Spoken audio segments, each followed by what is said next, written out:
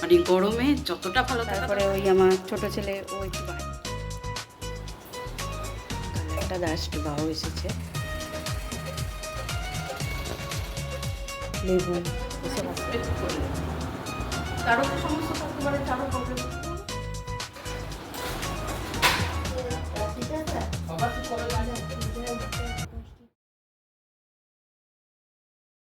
নমস্কার বন্ধুরা, কেমন আছো সকলে? আশা করি ভালো আছো, আমিও ভালো আছি।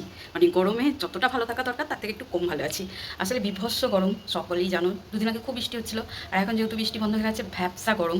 আর সকাল থেকে রান্নাবান্না করতে করতে অবস্থা জাস্ট কাহিল হয়ে যাচ্ছে।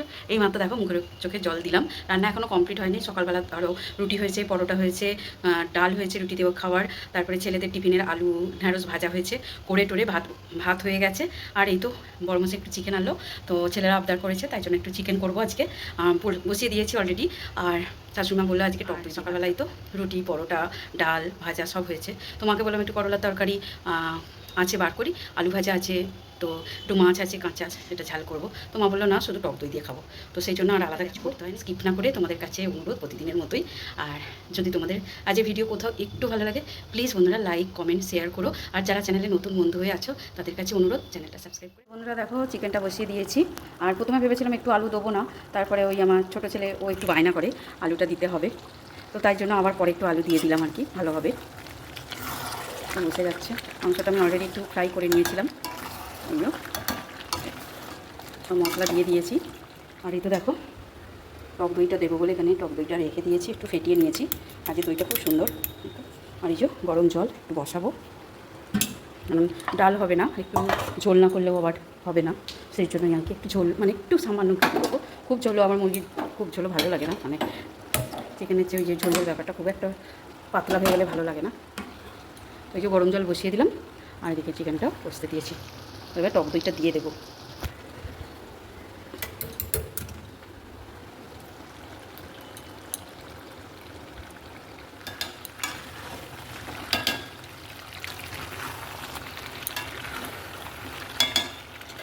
দেখো এখানে ভাতটাও মানে ফেলতে দিয়ে দিয়েছি, ভাত হয়ে গেছে। আমি যে বললাম না একটু করলার তরকারি আছে, সেটা বার করেছি, গরম করে নেব।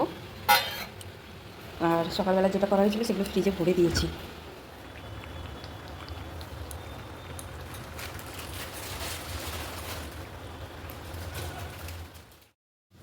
তো বন্ধুরা জানো তো এইভাবে আমি চিকেনটা করি, সিম্পলভাবেই, কিন্তু টেস্ট হয় খুবই সুন্দর।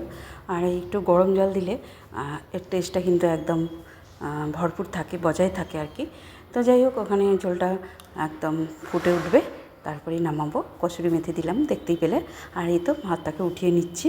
আর সিম্পল ঝোল ভাত হবে, সাথে একটু স্যালাড কেটে নেবো, ব্যাস তাহলে কিন্তু জমে যাবে আজকের লাঞ্চ। তো চিকেন খেতে আমিও ভালোবাসি, কিন্তু হয় না, ওই গরমের মধ্যে রান্না করতে একটু বিরক্তই লাগে। তো বন্ধুরা দেখো আমার চিকেন রান্না কমপ্লিট। এই যে কালারটা জাস্ট বাও এসেছে, দেখতে পাচ্ছ।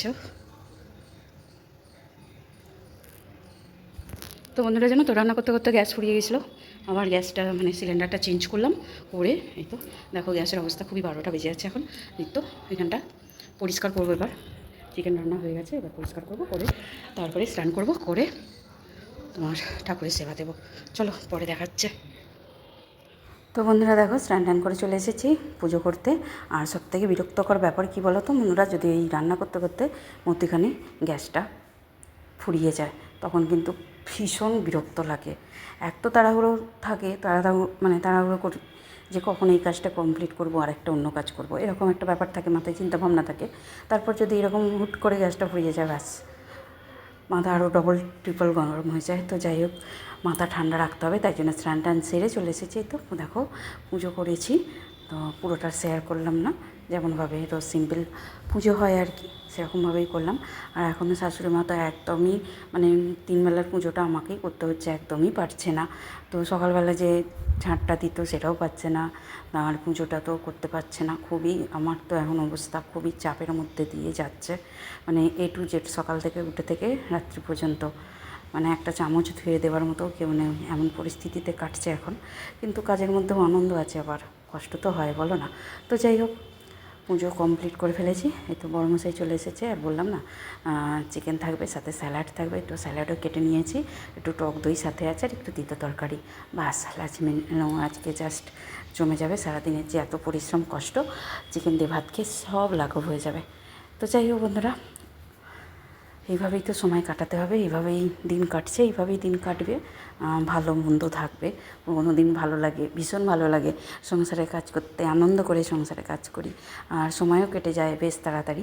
কিন্তু আর মাঝে মাঝে আবার যেদিন শরীরটা সাথ দেয় না, সেদিন আবার একটু ঢিলেমি হয়ে যায় কাজে, তখন যেন মনে হয় কাজ কমপ্লিটই করতে পারছি না, শেষ হচ্ছে না। তো এই তো দেখো, সারাদিনের পর সারাদিনের পর না, দুপুরবেলার জন্য যখন গল্প করতে করতে খাবারটা খাচ্ছিলাম, ভীষণ শান্তি। আর এটাই তো শান্তি।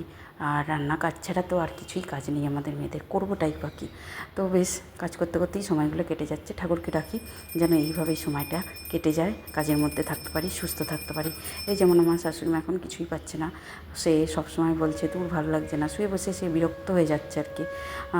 যারা দেবে কাজ করে অভ্যস্ত, টুকটাক হলেও তো করছিল, তাদের দেখবে দম বসিয়ে দিলে কীরকম হয় অস্বস্তি, সেরকমই ব্যাপার। তো যাই হোক, লাঞ্চ কমপ্লিট করে একটা লম্বা ঘুম দিয়ে নিয়েছিলাম, তারপরে তো সন্ধ্যা হয়ে গেছে, সন্ধ্যাটাও দিয়ে নিচ্ছি। আর সন্ধ্যাবেলাও একটু রাগ হচ্ছিলো ছেলের প্রতি। তো যাই হোক, কিছু করার নেই, কারণ উপর নিচে ধূপটাকে দিতে বলছিলাম, দিতে চাইনি, সেই জন্য আর কি।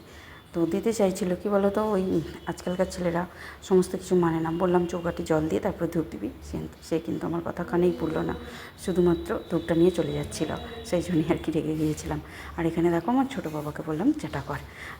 এই যে আমাকে 1 কাপ চা করে খাওয়াচ্ছে আমার বাবা, এটাতেই সত্যি সত্যি বলছি, এটাই ভীষণ বড় প্রাপ্তি আমার কাছে। কারণ 1 কাপ চা করে ও নিজেকে খেতে হয়, সে সকাল হোক বা সন্ধে হোক। আর আর এই যে 1 কাপ চা পাবো, এটা আশা করাটাও একটা বিশাল ব্যাপার। তো সেক্ষেত্রে আমার বাবু আমার কাজটা অনেকটা কমিয়ে দেয়, প্লাস 1 কাপ চা আমায় দেয় সন্ধ্যেবেলা। আর সন্ধ্যেবেলায় তো মায়ের ঘরে একটু জমিয়ে সবাই মিলে আড্ডা দিচ্ছিলাম আর চা খাচ্ছিলাম।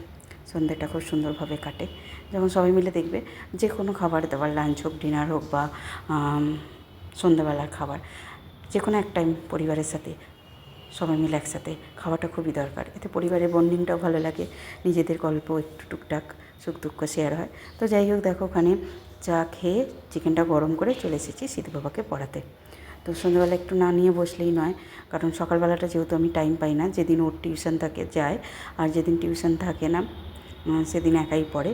আর এখন তো সুমনা 7 দিনের মধ্যে হয়তো বাই চান্স 1 দিন কি 2 দিন এলো, কারণ ওর যেদিন টিউশন থাকে সেদিন সিঁদুর হয়তো থাকলো না, বা সিঁদুর যেদিন থাকে ওর থাকলো না, এরকম করে কাটছে আর কি।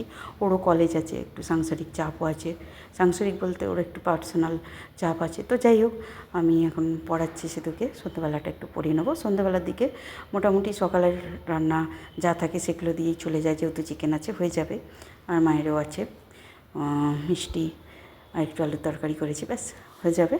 তো বন্ধুরা, আজকের ব্লগটা তাহলে এই পর্যন্তই রাখলাম। যদি তোমাদের আজকের ব্লগ কোথাও একটু ভালো লাগে, প্লিজ বন্ধুরা লাইক করো, কমেন্ট করো, আর প্লিজ একটু শেয়ার করে দিও, যাতে আমার রিচটা একটু বাড়ে। আর একটা কথা বন্ধুরা, যেটা প্রথমেই বলা উচিত ছিল, সেটা হচ্ছে স্কিপ না করে তোমরা পুরো ভিডিওটা ওয়াচ করো, তাহলে আমার ওয়াচ টাইমটা একটু বাড়বে। কারণ কি বলো তো, 1 বছর হয়ে গেছে, তো ওই জন্য আমার ওয়াচ টাইম কিন্তু কেটে যাচ্ছে, কমে যাচ্ছে যখন, তাই জন্য আমাকে কন্টিনিউ ভিডিও দিতে হবে, এবং যারা ভিডিওটা দেখবে তাদেরকে ফুল ওয়াচ করতে হবে। তো যাই হোক বন্ধুরা, সকলে ভালো থেকো, সুস্থ থেকো, দেখা হবে আবারও নতুন আরও একটা ভিডিওতে। ততক্ষণের জন্য সকলে ভালো থেকো, সুস্থ থেকো, টাটা।